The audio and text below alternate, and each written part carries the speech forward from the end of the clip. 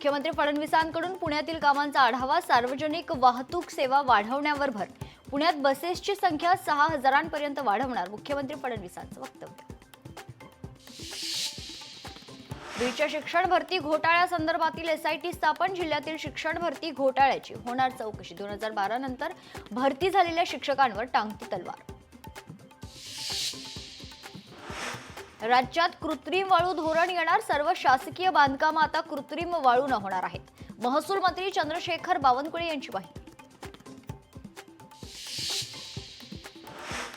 वाशिममध्ये कृषी विभागाच्या महिला अधिकाऱ्याकडून अरेरावी, महिला अधिकाऱ्यानं शेतकऱ्याचा मोबाईल हिसकावलाय। मोबाईल हिसकावतानाचा व्हिडिओ व्हायरल।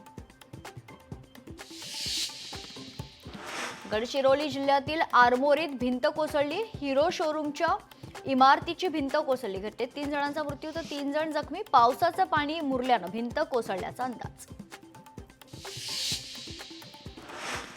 पुण्यात सासरच्या मंडळींकडून अघोरी पूजा, हडपसर परिसरातील धक्कादायक प्रकार, विवाहित महिलेसोबतचे अघोरी कृत्य।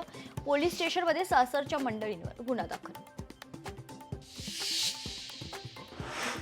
पिंपरी चिंचवडमध्ये पोलीस अधिकाऱ्याकडून शिवीगाळ, पोलीस अधिकाऱ्याकडून नागरिकाला शिवीगाळ, त्या घटनेचा व्हिडिओ सोशल मीडियावर व्हायरल।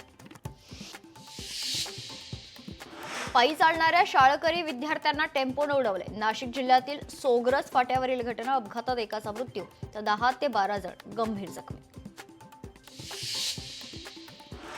गिनीज बुक वर्ल्ड रेकॉर्डच्या नावावर अमरावतीमधील संगीत कलाकारांची फसवणूक। गिनीज बुक ऑफ वर्ल्ड रेकॉर्डमध्ये नोंद करून देतो असं सांगत कलाकारांकडून उकळले 12 लाख।